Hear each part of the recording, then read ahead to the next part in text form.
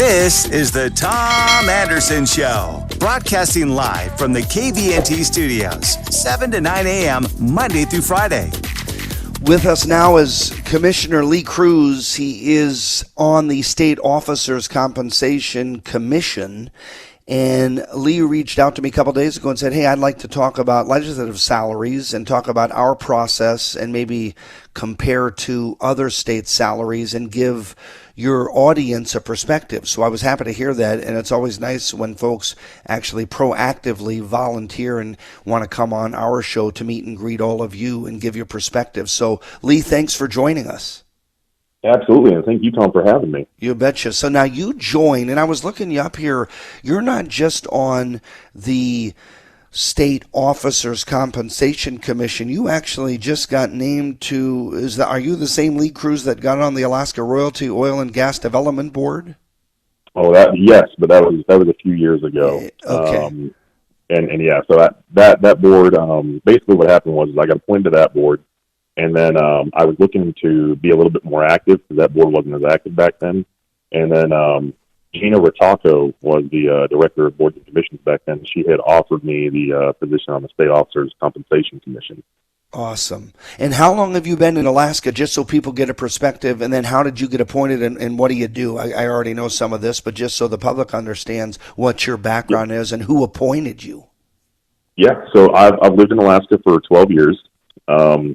And basically what it came down to was I was just interested in becoming more engaged in the public, just being a better, servant to the community.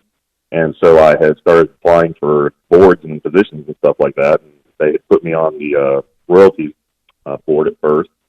And so I performed well and, didn't seem to have any kind of bad reputation. I seemed to, have a good, understanding of how things worked. And so they, like I said, they knew I wanted to be more active. And so I applied to be on the State Officers Compensation Commission, and they decided I'd be a good fit, being as how I had a financial background, and yeah, so that's my background, right? So I went to UAA for my undergraduate. It was in business management and economics, and then I went to Alaska Pacific University for my master's in finance. And so by trade, I'm currently a financial analyst for PetroStar, and I've worked in banking and finance for about the past 6 years. And that's a very good experience, I think, and pedigree to get onto the board, onto this commission specifically, and to help. I was looking at online make up the roster, and it looks like there's a Kurt Olson, who's public senate from Soldotna, Lester Lunsford, public governor appointee from Anchorage, Kerrigan Grigsby, sounds like a Beatles song, from the public governor appointed, and Johnny Ellis, former state senator, and I recall Johnny, a colleague of mine, when I was in office in the House. The House appointed him public position, and then you from the Gov. And are those five on and fully functional? Is it a full commission? Or because I had heard that one of them is not attending as often or at all. Right. So yeah, it's supposed to be a five-member commission, and Lester Lunsford, who was publicly appointed by the governor, he was reappointed in May of 2020, and he has not been at any of the meetings. I don't really have any other further details on that. I don't know if he stepped down. I mean, his name's still on the board's roster, so I'm assuming he's still technically on it. He just hasn't been to any of the meetings. And there's no legislative confirmation that I recall when I was a lawmaker. I don't remember that for this commission, nor is there a financial disclosure. Of course, prohibitions, a member of the commission, you can't be employed by the state, even the University of Alaska, which is part of the state system. And correct. You, in terms of service on other boards and commissions, I mean, there is some, you can't hold elected office. In Johnny Ellis's case, he's a former state lawmaker, and you may not have served the previous 4 years. There's all sorts of different dimensions here, but in a nutshell, there's five of you, and you are supposed to review salaries, benefits, allowances of members of the legislature and the governor and the lieutenant governor and principals of the department. So that means like the commissioners of state departments. That's a pretty big job, isn't it? It's not just people probably are misled thinking it's just lawmakers, and it's not. It's a lot more than just the 60 state legislators, isn't it? Yes, and yeah, it's a huge undertaking to sit there and review that and kind of come up with good ideas. The contention comes with the legislators. In our first meeting, we kind of came to a consensus on what we should do with the commissioners, the governor, and the lieutenant governor, and we pitched that forward. So we were going to originally give all of those people, so the governor, lieutenant governor, and the commissioners, a 1% salary increase per year since the last time they had their salaries updated, which I think, let me see here, that was in 2011. So just to give you total figures, we were going to bump the governor's salary from $145,000 to $163,000. The governor can decide for himself if he wants that, and so the governor shot us back a letter saying that he would deny any salary increases. So we shot that down, and we decided, to agree with them on that and not give him anything. But for the lieutenant governor and the commissioners, that plan is still in effect. So the lieutenant governor's salary is going to go from $115,000 to $129,000. And when you look at those salaries, Lee, I got to ask, so the governor said, Governor Dunleavy, who appointed you, said, hey, that's okay, I'm not going to want that higher salary. But what's wrong with, and just a question tied to future governors, what's wrong with saying, well, that's nice, Governor, you can give the money back or give it to charity, but we are going to raise, you can't reject it, we are going to raise that salary because you're not going to be around forever. Maybe you're not in a second term.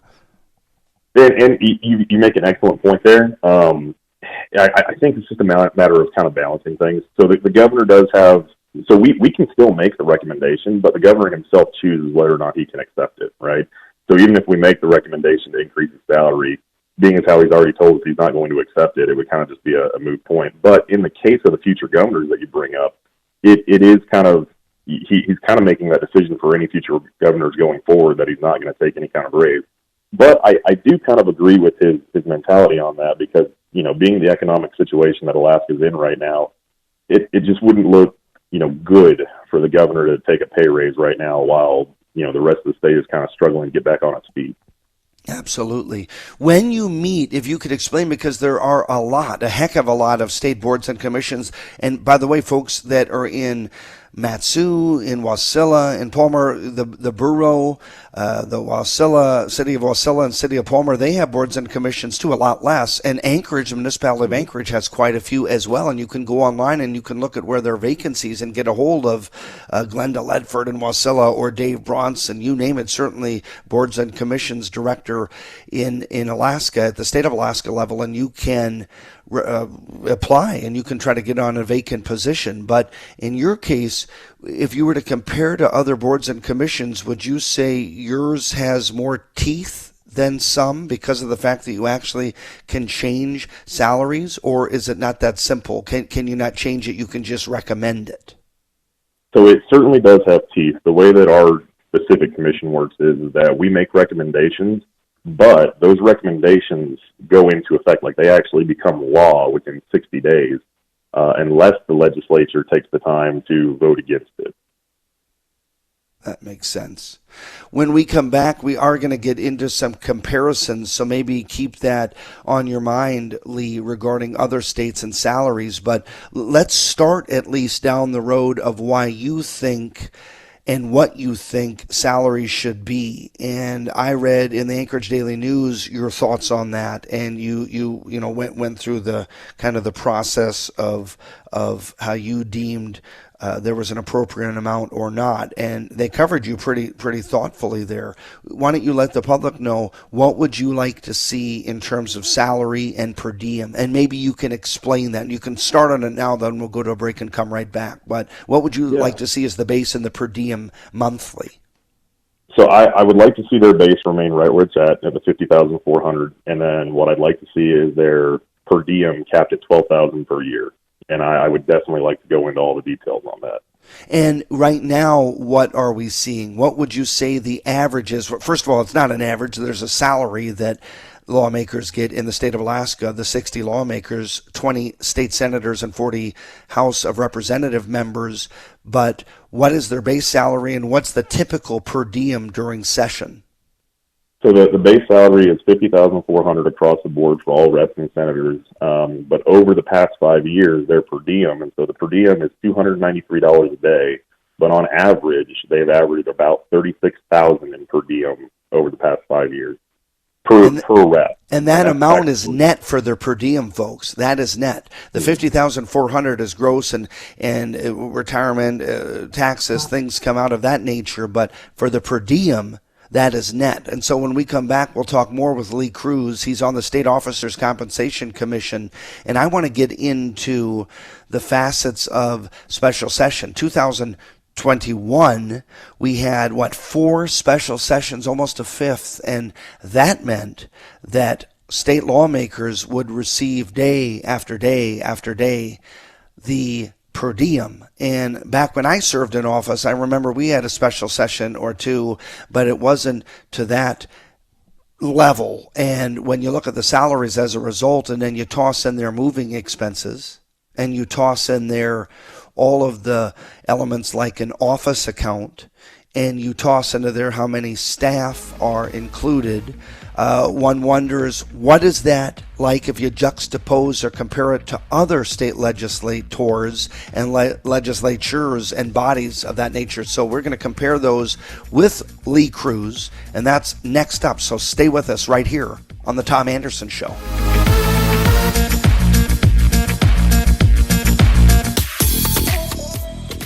This is the Tom Anderson Show, broadcasting live from the KVNT studios, 7 to 9 a.m., Monday through Friday. Hey, we're back, everybody. Commissioner Lee Cruz from the State Officers Compensation Commission with us, and we're going to make a YouTube video of this, so I encourage you, do me a kindness. Thank you, Winnebago Man, for that line. Please subscribe to our YouTube channel, Tom Anderson Show. Just go to YouTube and type in Tom Anderson Show, and we do videos every so often, sometimes local, sometimes national, sometimes celebrities. It just depends on who I can grab and who can call into the program. In Lee's case, he is on the State Officers Compensation Commission, and we were talking last segment about the fact that he and his colleagues have the ability to review salaries, benefits, allowances for members of not just the state legislature, but the governor, the light gov, and even principal executive department heads. I'm thinking of like commissioners. And so let's stick to the legislators. And again, I mentioned 2021, a lot of special sessions, which drags out. It shows that the lawmakers can't get along, and they're not, and that's not really for us to comment on regarding compensation, but maybe it is. And for those of you listening, maybe you say, like we've heard from some of you on teachers and others, it's based on merit and getting the job done. Some feel that way. But Lee, in your case, so you say, hey, keep the $50,400 for the base salary annually, but your view is, per last segment's comments, hey, the per diem is too high, and especially when we have special sessions and an elongated, dramatic, never-ending session, the job never seems to get done, certainly in 2021. That means a huge price tag for salaries, and for, not your words, but mine, for inefficiency, for not getting the job done. Is that a root or a premise upon which you said, hey, let's reduce the per diem, or do you just want to nail them and reduce their salaries just because? No, I think you hit it right on the head there. It's absolutely the fact that, so there's two things. One, they're financially incentivized to take longer than the 120 days. But two, I think you're absolutely right. The public has largely sat there and said, these people just aren't getting their job done, and yet they're getting more money for it. The analogy that I made when I was on the commission was, when you're in school, and you've got a group project to work on, if you've got two kids that are sitting there butting heads about how to get the project done, they don't go to the teacher and sit there and say, hey, teacher, can we have not only more time to get this done, but also a better grade too? The teacher's going to laugh them out the classroom. I mean, this is the only job in the state where you can ask your boss for, the boss being the people, for more time and more money, and it doesn't make sense to me. Did you feel invoked or prodded because of 2021's session? In other words, you deliberate, you research, and I know you're going to go through some data comparatively to other states in the nation. As you go through this, and I know you take this commissionership seriously, did you react mentally to 2021, and did that prompt you, as you saw the job not getting done, to lower their per diem? I mean, it sounds like that's what you're saying. Or was it through a deliberation with your fellow commissioners where everybody said, you know what, we're frustrated for multiple reasons, and in comparison and based on our research, per diem needs to go down? Or did you stand up isolated separately and say, hey, I'm particularly ticked off at the lack of efficiency? And who moved for the recommendations, or is that one where each of you give your own recommendation? How does that work in terms of the thinking process, and who gets to say what on the commission? Right. So I'll give you some background, right? In our first meeting, we just kind of came together as a group and we just discussed things, deliberated about things, and the general consensus was that, we felt like they were compensated too much on the per diem side, and that they had a financial incentive to get things done. We didn't think a whole lot about 2021 in particular. We were just thinking in general over the past 5 years with all the special sessions they've gone into that it financially benefits them. Whether it's intentionally or not, it does financially benefit them to stay in session longer. And so in our first meeting, we actually had come to a plan of increasing their salaries to $74,500 and then giving them a per diem of $5,000 per year and capping it at $5,000. And so that was our initial proposal that we sent off to get responses on. After that meeting, they gave us more information. They gave us more data. And that's when I started really crunching some numbers. So I got to talking to the public about that. How do you feel about if we do this? And the public that I talked to, I talked to young people, I talked to old people, I talked to rich people, poor people, Democrats, Republicans. The consensus was that we pay them too much. So I started looking into the data that they had given us because I was like, is there something to this? Are we, in fact, paying them too much? And so they gave us the data for the legislators' salaries for the entire rest of the nation. So every other state is broken down. And so I took the average. The national average salary is $34,100. And then the average compensation is the average per diem compensation is $13,466. So the total average national compensation, so salary and per diem, is $47,600.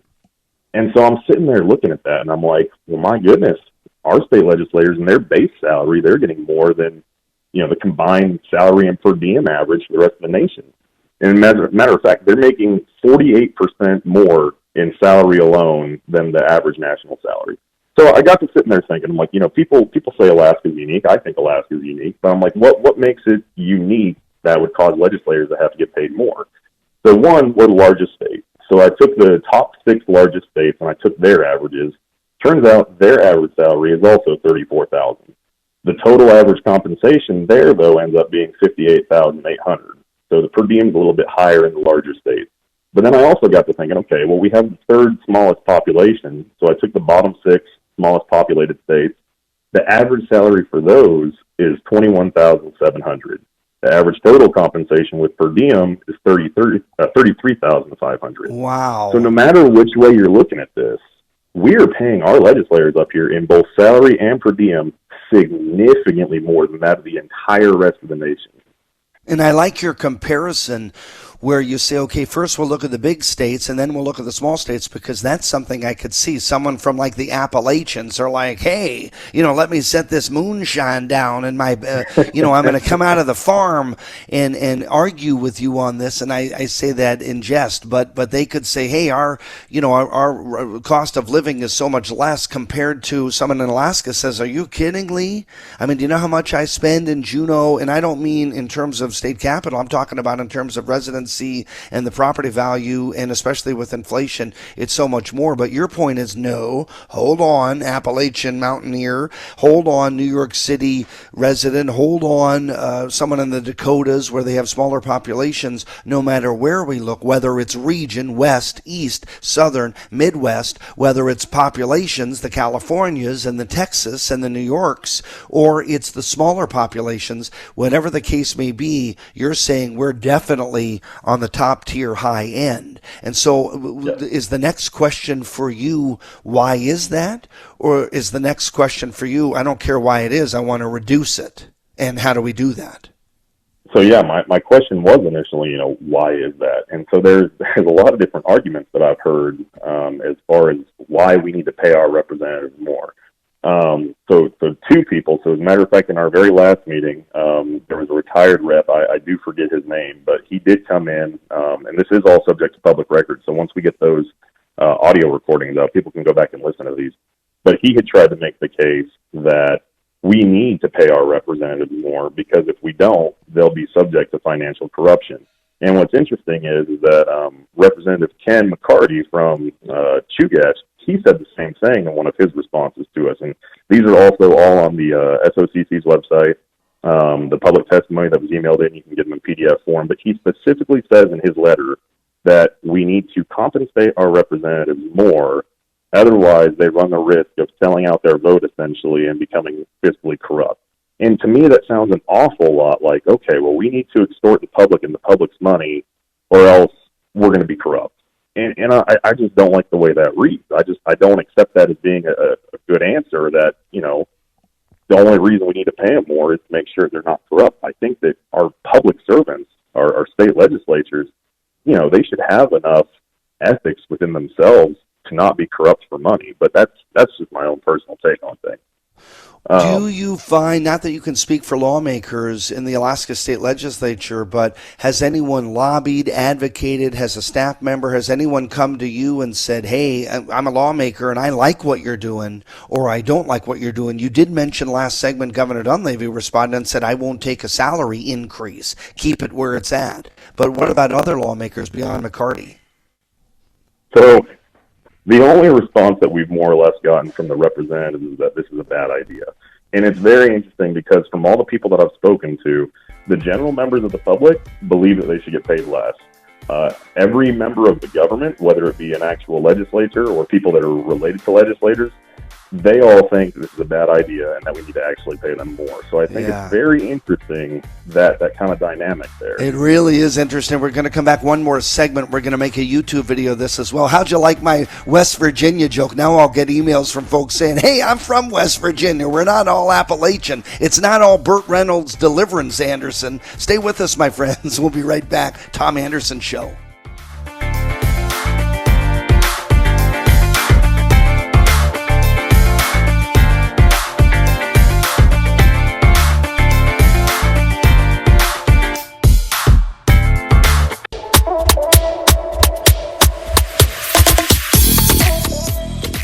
This is the Tom Anderson Show, broadcasting live from the KVNT studios, 7 to 9 a.m., Monday through Friday. Hey, we are back. Good morning, everybody. This is our third and final segment. We are talking with Lee Cruz, who is on the State Officers Compensation Commission. And Lee, let's get right back into it. So we're talking about legislative salaries and comparisons to other states and also the deliberations on your commission. So let's get into how you guys meet. Is it Zoom? Is it in person? Lately, probably Zoom. And what about public engagement? And then I want to get into, have you had success with any of your proposals? Okay. So the meetings are in person, but you can also call into them. There's no Zoom as far as I'm aware. But our next meeting is January 18th. It's at 10 a.m. in the morning, and as far as I know, this is going to be our last meeting. It's going to be in the Atwood building here in Anchorage, Alaska, and it's going to be in Suite 1236. And all this information is online. Just go to the State Officers Compensation Commission website for the state of Alaska, and you can very easily find all this. There's also a call-in number, and that is 1-800-315-6338. And the access code is going to be 465-44031. And so that would be a way to call in if you want to testify. We do give time to testify. The public is more than welcome to come in person or to contact us by phone. And we will definitely give you time to testify. In the last meeting, we gave about 3 minutes, and I would imagine that's staying the same. And let's say someone's driving and saying, what the hell, dude? There's no way I can write down that access code and all that. I can't even see straight as it is. I got to turn down Barry Manilow to listen to Lee Cruz. So, okay, they do that. Can they go online? Can they go to a website or something? And I assume the state of Alaska, if you go to boards and commissions, you can scroll down to your compensation commission. And I saw that there's a roster and a website and everything, right, to click to? Correct. Yep, absolutely. And yeah, it's as simple as if you just Google State Officers Compensation Commission, it'll likely take you straight to the first link being the right site. Perfect. So before we get to your proposals and have you had success, not to put you on the spot, but I mean, do you get along with Ellis? Do you get along with these other? I know the one guy hasn't attended, and I assume he would be replaced sooner than later. But do you get along with them? Are you friends with them, or is it just cordial? I've served on boards and commissions, Light and Power Commission, Parking Authority, Zoning Board of Examiners and Appeals when I was younger in Anchorage, and we weren't buddies, but I mean I worked with the folks. How about your relationship with them, and then what's your success on your proposals? So I would say that we get along well enough. There's definitely a difference of opinion there. And, I think we at the very least give each other, the respect that's due. But, there are some things that concern me. So in the last meeting, I had sat there and tried to make the point that we're not creating lords when we elect these representatives to office. Like, the key word here is they're public servants, right? They're supposed to serve. And so when you are a public servant, you're supposed to make, certain sacrifices for the good of that of the public. And the unfortunate thing is when I openly said that, Kerrigan Grigsby shot back at me that, yes, we are in fact creating lords. And so, I don't know much about these people. I don't know much about where they're from or what they do. But I do know that kind of just goes against everything that I've learned about, government politics, as far as how the nation is supposed to be run, as far as how the state's supposed to be run. I was never under the impression that we were creating lords in our elected officials. And so my entire point of trying to pitch my proposal is trying to keep them held accountable to the public. And that was the entire point that I made in my last proposal. But as far as the success on it, I was unsuccessful at the last meeting. My proposal was to keep them at $50,000, to lower the per diem to a $12,000 capper, and I got outvoted on that. So the current proposal, and I negotiated very hard for the people for this one, is to get the salary to $64,000. So they are going to get a raise. It's going to go from $50,400 to $64,000, but we are going to limit their per diem to $100 a day, and they also have to give receipts. And so their total compensation will end up being, if they're in an 120-day session, it'll end up being $76,000. Right now, I don't think that we can trust they're only going to do an 120-day session. The last session was 212 days, and they've averaged just about 200 for the past few years. Do you think they'll stick to 90 in 2022 because there's an election and they want to get back? Absolutely not. If anything, I think it'll be harder because I think there's going to be more gridlock. So. And then with per diem, so do all other states have a per diem? Are there any states that just have a set state salary for a lawmaker and that's it? So it's interesting. Some states do, some states don't. Like Connecticut and Delaware, they don't have per diems. Some states just have per diem. Some states just have salary. Most of the states, as a matter of fact, I'd say like 90% of the states have both. So it is a pretty normal thing. But we are just significantly above the average. And then additionally, so at the next meeting, I'm going to advocate very strongly that we don't give them $64,000. I'm going to advocate that if we're going to give them a raise, it can't be anything above $61,000. And where I get those numbers from is from the state of Alaska Department of Labor. They posted in their most recent studies the average Alaskan salary is $60,888. So then I sat there and I got to thinking, okay, well, like I said, we need to hold our public officials accountable. We need to hold them equal to or lesser than the general public. But I got to sitting there thinking, okay, well, they're going to argue they're in Juneau. Well, there's another study that says the average salary in Juneau is $60,612.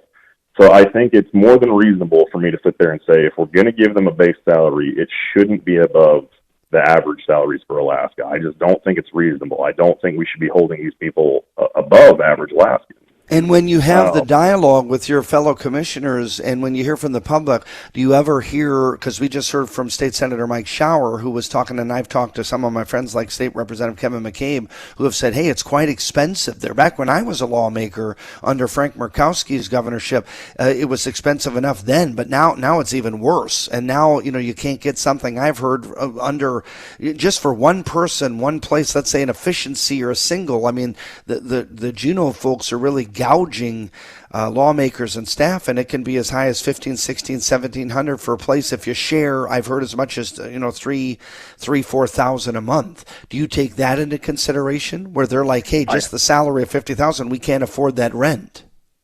I absolutely take this into consideration, and this is where I think my $12,000 per year was good enough, and the $100 a day, which will end up being $12,000, should be good enough. The average rent is going to be about $1,650, and that actually comes from testimony from the reps themselves. And as a matter of fact, my $12,000 number comes from testimony from the reps themselves. They said that somewhere between $10,000 and $12,000 should be just fine. And like I said, this is all public. You can read these testimonies online from the reps. But so yeah, I crunched the numbers at $1,650 for 4 months. That's $66,000 in rent for the time they should be in regular session. That leaves them $5,400 for 120 days. So to put that in perspective, that's $1,350 per month for the 120 days for the 4 months they're there. So I mean, I don't know about you, but I mean, I could live off of that just fine. Even in Juneau, I think they should easily be able to pay for food and incidentals. $1,350. I think a lot of people can make that work. And they have a salary, and the salary is not for 12 months of work, is it? They're not working 9 to 5 Monday through Friday for 12 months. That's the truth. And I've been there, and I worked hard when I was there, but it wasn't somewhat like a teacher. I bring that in only because teachers, we look at their salaries, and it's like, well, over Christmas you're not working, and over spring you're not working for the most part, and over summer you definitely have at least 2 months you're off or more.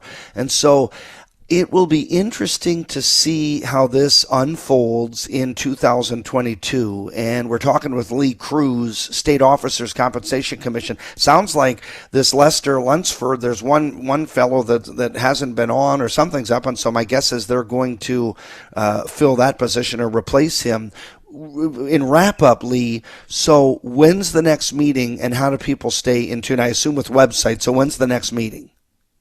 The next meeting is January 18th, and it's going to be at 10 a.m. at the Atwood Building. I would definitely say if there's members of the public that think that we're paying them too much or want to see things change, now would absolutely be the time to come. Come in person, call in, send in written email testimony. You can find all the details for that all on the website, and I implore the public to get involved.